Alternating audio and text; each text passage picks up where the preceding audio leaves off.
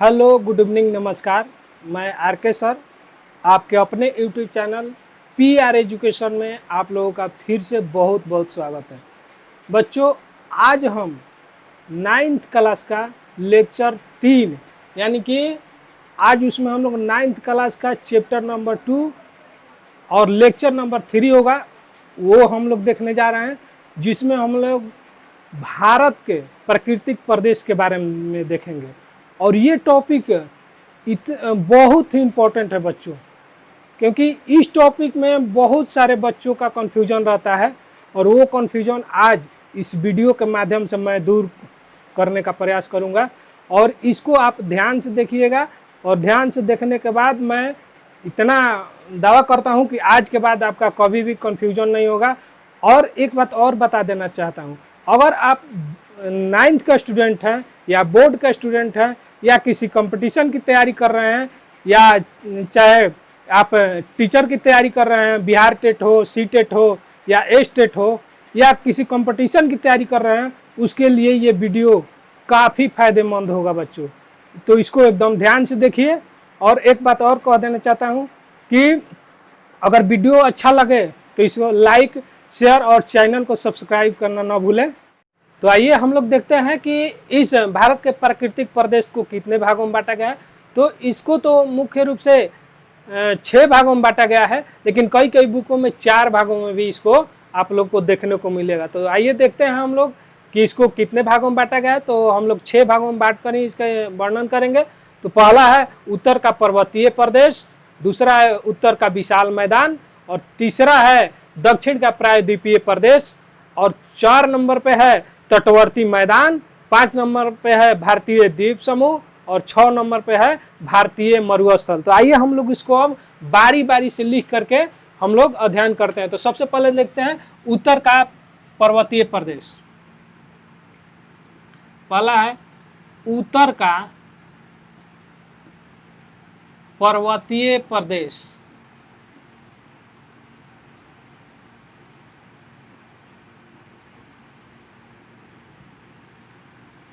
तो उत्तर के पर्वतीय प्रदेश में यानी कि हम लोग हिमालय का वर्णन करेंगे, यानी हिमालय के बारे में हम लोग अध्ययन करेंगे। तो आगे हम लोग देखेंगे कि हिमालय को कितने भागों में बांटा गया है, उसका हम लोग विस्तार से अध्ययन करने वाले हैं। तो आइए देखते हैं। तो आइए सबसे पहले हम लोग देखते हैं उत्तर के पर्वतीय प्रदेश के बारे में। तो उत्तर के पर्वतीय प्रदेश के बारे में देखते हैं। तो देखिए, सबसे पहले इसकी देख लेते हैं कि इसकी लंबाई जो है 2500 किलोमीटर स्थित है, यानी कि ये जो है 2500 किलोमीटर क्षेत्र में ये लंबा विस्तृत है, और जिसका विस्तार जो है 5 लाख वर्ग किलोमीटर में है। यानी कि अगर इसका पूरा क्षेत्रफल देखा जाए तो 5 लाख वर्ग किलोमीटर है। और पश्चिम में इसकी चौड़ाई 500 किलोमीटर, जबकि पूर्व में मात्र 200 किलोमीटर है, जिसका मुख्य कारण है पूर्व में अभिसारी सीमांत पर दबाव अधिक होना। बच्चों, ये मैं बता देना चाहता हूं कि आप लोग भी देखे होंगे कि जहां पर अगर दबाव अधिक पड़ेगा, अगर मान लीजिए कि आप पेज को ले लीजिए, ये कम उठेगा, अगर इस पर दबाव कम पड़ेगा तो ये कम ऊंचा होगा, और उसके साथ ही इसकी चौड़ाई अधिक रहेगी। लेकिन अगर दबाव अधिक पड़ा तो ये देखिए इसकी ऊंचाई क्या होगी, बढ़ती जाएगी, और इसका क्षेत्रफल जो है यानी कि ये पतला हो जाएगा। तो यही कारण है कि भारत का जो पूर्वी क्षेत्र है इसमें दबाव अधिक पड़ने के कारण यहाँ पर ऊंचे ऊंचे पर्वत पाए जाते हैं, जबकि और ये पतला है। जबकि पश्चिम भाग में क्या है कि उसमें दबाव इसके अपेक्षा कम पड़ने के कारण उसमें अपेक्षाकृत कम ऊंचे पर्वत पाए जाते हैं, और उसका विस्तार जो है चौड़ा है। तो आइए अब देखिए, यही कारण है, दबाव अधिक पड़ने के कारण ही है कि पूर्वी भाग में ऊंचे पर्वत पाए जाते हैं, जैसा माउंट एवरेस्ट। माउंट एवरेस्ट को तो आप लोग जानते ही होंगे कि विश्व का सबसे ऊंचा पर्वत शिखर है, जिसकी ऊंचाई 8850 मीटर है। और कंचनजंगा, ये दोनों जो है इसी पूर्वी क्षेत्र में ही स्थित है। अब देखिए, प्लेट टेक्टोनिक थ्योरी यानी कि प्लेट विवर्तनिकी सिद्धांत के अनुसार हिमालय की उत्पत्ति जो हुई है यूरेशियन प्लेट। आप लोग जानते होंगे कि प्लेट जो है मुख्य रूप से 7 भागों में बांटा गया है, और छोटे छोटे द्वीपों और छोटे छोटे प्लेटों को कई भागों में बांटा गया है। तो वही उसका एक यूरेशियन प्लेट और भारतीय प्लेट जो आपस में टकराई। आप लोग को पहले वीडियो में आप लोग देख लीजिएगा, उसमें बताए हैं इसके बारे में कि पैंजिया का जब विखंडन हुआ तो दो भागों में बट गया, अंगारा लैंड और गोंडवाना लैंड, और बीच में तेथिस सागर की उत्पत्ति हो जाती है। तो और फिर अंगारा लैंड और गोंडवाना लैंड अलग अलग भागों में टूट करके प्लेटों का निर्माण करते हैं। तो वही तेथिस सागर में यानी कि यूरेशियन प्लेट और भारतीय प्लेट जब आपस में टकराते हैं तो उसमें जो निक्षेपित मलबा है यानी कि उसका जो अवसाद है लाखों करोड़ों वर्षों तक तेथिस सागर में निक्षेपित होते गया, और उसी पर जब दबाव पड़ा यानी कि यूरेशियन प्लेट और भारतीय प्लेट जब एक दूसरे के नजदीक आने का प्रयास किए आए तो इसमें जो अवसाद थे उसी में वलन हो गया। वलन मतलब मोड़ पड़ गया, और जिसके कारण ये हिमालय पर्वत यानी कि उत्तर का पर्वतीय प्रदेश जिसे हिमालय कहते हैं उसकी उत्पत्ति हुई। तो हिमालय जो है ये नवीनतम मोरदार पर्वत का उदाहरण है।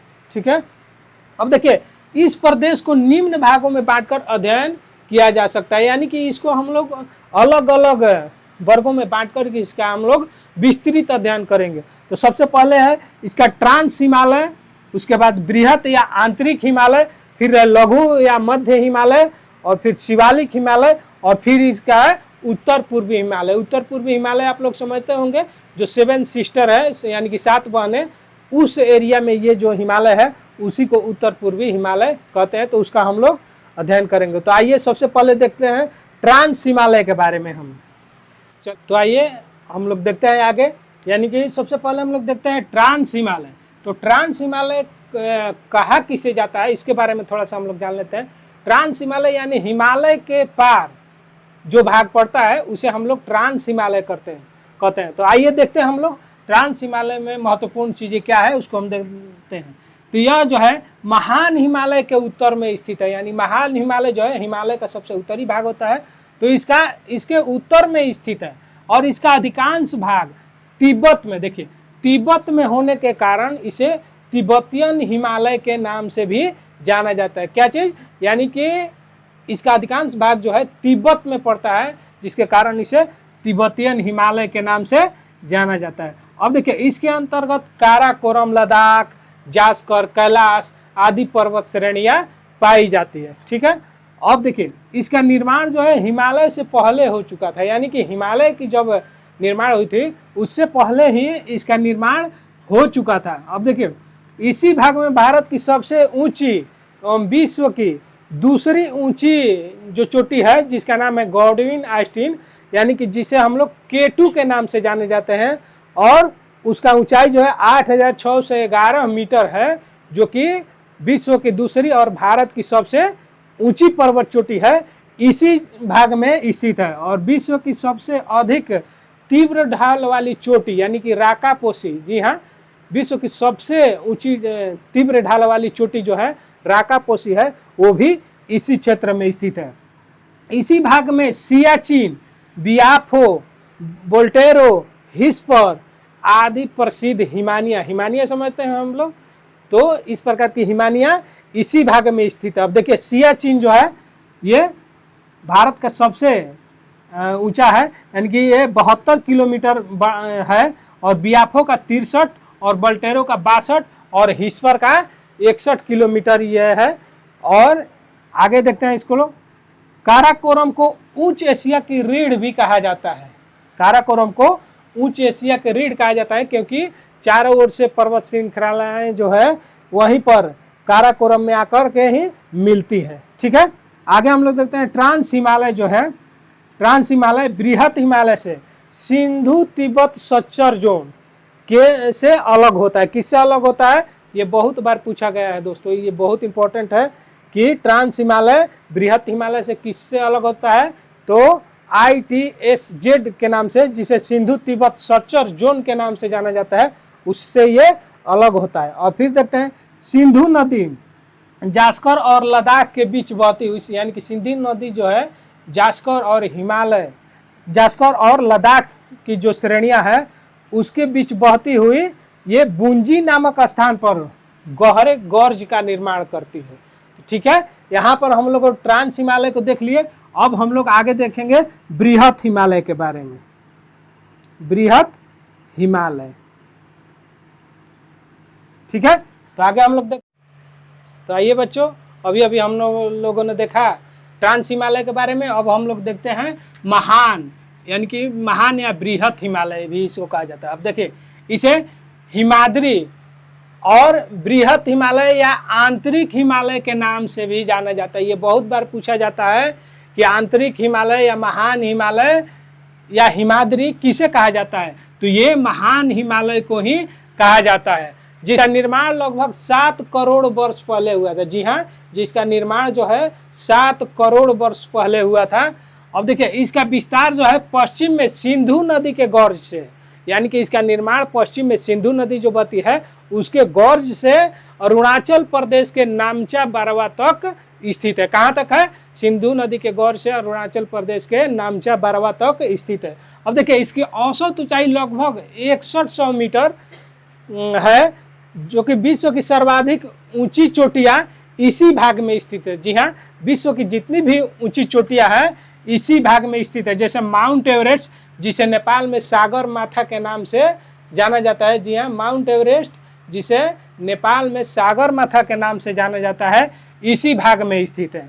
इसके अलावा कंचनजंगा, मकालू, धौलाधर, नंगा पर्वत, नंदा देवी आदि प्रमुख चोटियां स्थित है। देखिए बच्चों, यहाँ पे उसका ऊंचाई को भी मैंने लिख रखा है, यानी कि कंचनजंगा का कितना है 8598 मीटर, मकालू का कितना है 8481 मीटर, और धौलाधर की कितना है 8172 मीटर, और नंगा पर्वत जो है उसका 8126 मीटर, और इसके अलावा नंदा देवी भी इसी के भाग है। अब देखिए, हम लोग बृहत हिमालय लघु हिमालय से, MCT से, यानी कि मेन सेंट्रल थ्रस्ट जो है उससे ये अलग हुआ है। तो ये पूछता है कि बृहत हिमालय और लघु हिमालय को अलग करता है कौन, तो उसमें MCT यानी कि मेन सेंट्रल थ्रस्ट उसको कहते हैं, वो अलग करता है।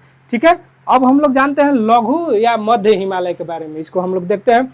अब देखिए, इसका विस्तार जो है बृहत हिमालय के, यानी कि बृहत हिमालय के जस्ट बगल में, यानी कि दक्षिण में स्थित है, और इसकी ऊंचाई जो है 3000 से 4500 मीटर, जबकि चौड़ाई 80 से 100 किलोमीटर के बीच स्थित है। अब देखिए, ऊंचाई जो है कि मीटर में होता है, और इसकी लंबाई या चौड़ाई की जब बात करेंगे तो वो किलोमीटर में होगा। अब देखिए, इसके उत्तर में MCT मतलब मेन सेंट्रल थ्रस्ट, तथा दक्षिण में MBF यानी कि मेन बाउंड्री फॉल्ट जो है स्थित है। यानी कि उत्तर में MCT और दक्षिण में MBF स्थित है, यानी कि मेन बाउंड्री फॉल्ट। ठीक है, अब देखिए, इसकी महत्वपूर्ण श्रेणियां जो है पीर पंजाल, नाग टिबा एवं महाभारत जो प्रमुख है इसी भाग में स्थित है। अब देखिए, इस भाग में शिमला, जी हाँ, शिमला, रानीखेत, नैनीताल, मसूरी, अल्मोड़ा, दार्जिलिंग, चक्राता आदि जो है पहाड़ियाँ इसी क्षेत्र में, यानी कि इसी भाग में स्थित है। जी हाँ, ये हिल स्टेशन है। हिल स्टेशन मतलब समझते हैं कि गर्मियों में लोग छुट्टियां बिताने के लिए वहां पर जाते हैं। ठीक है, अब देखिए, आगे पढ़ते हैं हम लोग। कश्मीर घाटी में हिमोड़ के निक्षेप द्वारा निर्मित संरचना को, यानी कि कश्मीर घाटी में हिमोड़ द्वारा, यानी कि जब हिमानियाँ चलती है तो अपने साथ जो निक्षेप करती है उसी को हिमोड़ कहते हैं। हिमोड़ के निक्षेप द्वारा निर्मित जो संरचना है उसे करेवा के नाम से जाना जाता है। किस नाम से? तो करेवा के नाम से जाना जाता है, जो कि केसर के खेती के लिए बहुत मशहूर। आप लोग जानते होंगे कि केसर भारत के मात्र एक ही राज्य में है जो कि जम्मू कश्मीर पाया जाता है। तो वो कहाँ पे? करेवा में, मतलब कि इसकी खेती की जाती है, जो कि जम्मू कश्मीर में की जाती है, इसी भाग में इसी तरह। अब देखिए, आगे देखते हैं। लघु हिमालय के ढाल पर छोटे छोटे घास के मैदान स्थित है, यानी कि जब ढाल पर छोटे छोटे घास के मैदान स्थित है, जिसे कश्मीर में मर्ग, जैसे सोनमर्ग, गुलमर्ग, ये उसी के नाम पर पड़ा है, वो उसी मर्ग के नाम पर, घास के मैदान के ही नाम पर। और उत्तराखंड में इसे बुग्याल या प्यार के नाम से जाना जाता है। अब देखिए, लघु हिमालय एवं मध्य हिमालय के बीच काठमांडू घाटी से। ये बहुत बार पूछा गया है बच्चों, कंपटीशन में तो ये क्वेश्चन बहुत ही पूछा जाता है कि काठमांडू घाटी किन के बीच स्थित है। तो इसलिए चलिए इतना हम लोग जाने। अब इसके आगे हम लोग देखते हैं, अब हम लोग शिवालिक हिमालय के बारे में देखते हैं। देखिए, इसे बाह्य हिमालय भी कहा जाता है। क्यों कहा जाता है बाह्य हिमालय? क्योंकि हिमालय की सबसे बाहरी जो है भाग है, यानी कि जब मैदान जब शुरू होता है, मैदान के जस्ट बगल वाला जो है, यानी कि पहले वाला, ये शिवालिक जो है शिवालिक हिमालय के नाम से जाना जाता है। अब देखिए, इसका विस्तार पंजाब के पुटवार बेसिन से असम के दिहांग तक स्थित है। और ये भी जान लीजिए कि ये हिमालय की जितनी भी पर्वत श्रेणियां हैं उसमें सबसे बाद में इसका निर्माण हुआ है। ये इसको ध्यान रखिएगा बच्चों। अब देखिए, इसकी औसत ऊंचाई 600 मीटर से 1500 मीटर तक पाई जाती है। इसके शिवालिक एवं लघु हिमालय के बीच कई समतल घाटियां स्थित है। जी हाँ, इसी के बीच कई समतल घाटियां स्थित है, जिसे पश्चिम में दून और पूर्व में द्वार के नाम से जाना जाता है। उसी के नाम पर देहरादून, पोटली दून बना हुआ है और हरिद्वार उसी के नाम से बना हुआ है बच्चों। अब देखिए, इसके निचले भाग को भाबर या तराई भी कहा जाता है। आप लोगों ने पिछले वीडियो में देखा होगा कि भाबर किसे कहते हैं, यानी कि शिवालिक के जस्ट वाला जो भाग है, यानी कि गिरिपथ का भाग है, यानी कि पर्वत के जस्ट नीचे वाला जो मैदान है उसे भाबर के नाम से जाना जाता है और उसके बगल में तराई है। तो ये है निचले भाग को इसे भाबर या तथा तराई के नाम से जाने जाते हैं। अब देखिए, शिवालिक को भारत के उत्तरी मैदान से HFF यानी कि हिमालयन फ्रंटल फॉल्ट जो है अलग करता है। ये बहुत बार पूछा गया है बच्चों। अब देखिए, इसको फिगर द्वारा मैंने समझाने का प्रयास किया है। अब देखिए, ये है ट्रांस हिमालय और महान हिमालय के बीच कौन है? ITSZ, यानी कि इसको कहते हैं इंडस तिब्बत सचर जोन। इसको अलग करता है। पूछा जाता है कि ट्रांस हिमालय और महान हिमालय के बीच कौन अलग करता है, यानी किससे अलग होता है? तो ITSZ यानी कि इंडस तिब्बत सचर जोन से ये अलग होते हैं। ठीक है। फिर है महान हिमालय और लघु हिमालय, देख रहे हैं इसके बीच जो है MCT है, यानी कि मेन सेंट्रल थ्रस्ट जो है इन दोनों को अलग करती है। फिर है, अब देखिए, लघु हिमालय और शिवालिक हिमालय के बीच में कौन सा है? MBF यानी कि मेन बाउंड्री फॉल्ट जो है इन दोनों के बीच में स्थित है। अब देखिए, शिवालिक हिमालय और उत्तरी हिमालय के बीच, यानी कि उत्तरी मैदान के बीच HFF है, यानी कि हिमालय फ्रंटल फॉल्ट जो है इसको अलग करता है। अब हम लोग देखते हैं कि पूर्वांचल हिमालय, यह श्रेणियां भारत बर्मा सीमा पर स्थित है। कहाँ पर स्थित है? भारत बर्मा, यानी कि जी हाँ, जिसे आज के युग में म्यांमार कहा जाता है, तो वहाँ पर स्थित है। इसके अंतर्गत अरुणाचल प्रदेश की मिसमी एवं पटकोई, नागा पहाड़ियाँ, मणिपुर, मिजोरम पहाड़ियाँ, त्रिपुरा पहाड़ियाँ आदि स्थित है। कहाँ पे? तो ये पूर्वांचल पहाड़ी के अंतर्गत इसको रखा गया है। अब देखिए, डाफा बाम जिसकी ऊंचाई है 4578 मीटर, मिसमी की तथा सरामती जो है जिसकी ऊंचाई है 3926 मीटर नागा पहाड़ी की सबसे ऊंची चोटी है। तो यहाँ तक हम लोगों ने बच्चे देख लिया कि हिमालय का पूरा हम लोग ने अध्ययन कर लिया कि सबसे पहले ट्रांस हिमालय, फिर महान हिमालय, फिर वो लघु हिमालय, फिर उसके बाद देखे हम लोग शिवालिक हिमालय, फिर पूर्वांचल हिमालय, यानी कि हिमालय का हम लोग अध्ययन कर चुके हैं। अब हम लोग आगे देखेंगे, यानी कि उत्तर के विशाल मैदान के बारे में आगे हम लोग पढ़ेंगे। तो चलिए देखते हैं। तो आइए, अभी हम लोगों ने हिमालय को उत्तर से दक्षिण तक विस्तार देखा। अब हम लोग उस नदी घाटियों के आधार पर देखेंगे। जी हाँ, हिमालय को नदी घाटियों के आधार पर भी बांटा गया है और इसे बांटने का काम किया है सिडनी बुराड, यानी कि सिडनी बुराड नामक एक विद्वान है। उन्होंने हिमालय को नदी घाटियों के आधार पर भी बांटा है। तो इन्होंने हिमालय को 4 भागों में बांटा गया है। कितने भागों में बांटा है? तो 4 भागों में। सबसे पहले देखिए, पंजाब हिमालय, कुमायूं हिमालय, नेपाल हिमालय और असम हिमालय। ये बहुत इंपॉर्टेंट है बच्चों, इससे बहुत सारा क्वेश्चन इससे पूछा जाता है। कंपटीशन में आप लोग देखिएगा तो इससे बहुत सारा क्वेश्चन रहता है।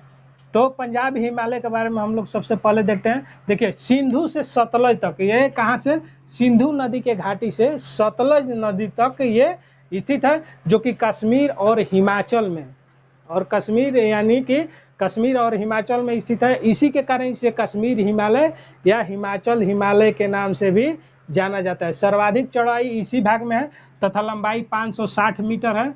लद्दाख, जास्कर, पीर पंजाल, धौराधर इसी भाग में स्थित है। जी हाँ, लद्दाख, जास्कर और पीर पंजाल जो है इसी भाग में स्थित है। हिमालय, ठीक है। सतलुज से काली नदी तक 320 किलोमीटर में ये इसकी लंबाई है, स्थित है। अब देखिए गंगा, जमुना इसी भाग से निकलते हैं, यानी कि गंगोत्री और जमुनोत्री जो है ग्लेशियर इसी भाग में स्थित है। अब देखिए बद्रीनाथ, केदारनाथ, त्रिशूल, माना, गंगोत्री, नंदा देवी, कामेत इसी भाग में ये स्थित है। अब देखिए नेपाल हिमालय, नेपाल हिमालय काली नदी से तीस्ता नदी के बीच, यानी कि काली नदी और तीस्ता नदी के बीच ये स्थित कौन? नेपाल हिमालय। ये भी पूछा जाता है कि सबसे अधिक विस्तार किस का है, तो नेपाल हिमालय का बोलिएगा आप लोग। देखिए इसका विस्तार जो है 800 किलोमीटर में है। अब देखिए एवरेस्ट, मकालू आदि पर्वत चोटियां जो है इसी भाग में स्थित है। किस भाग में स्थित है बच्चों? तो नेपाल हिमालय में। और ये भी पूछा जाता है कि सबसे अधिक विस्तार किस हिमालय में है, तो नेपाल हिमालय बोलिएगा। अब देखिए असम हिमालय, यानी कि तीस्ता नदी से दिहांग नदी तक इसका विस्तार है। कहाँ तक है? तीस्ता नदी से दिहांग तक, और इसकी लंबाई जो है 750 किलोमीटर है। अब देखिए कुला कांगड़ी, नामचा बरवा, नागा पहाड़ी, पहुनी पहाड़ी आदि इसी में स्थित है। ठीक है बच्चों, तो यहाँ पर हम लोगों ने हिमालय के को नदी घाटियों के आधार पर वर्गीकरण को देखा। अब हम लोग देखेंगे इसके अगले पार्ट में बचा हुआ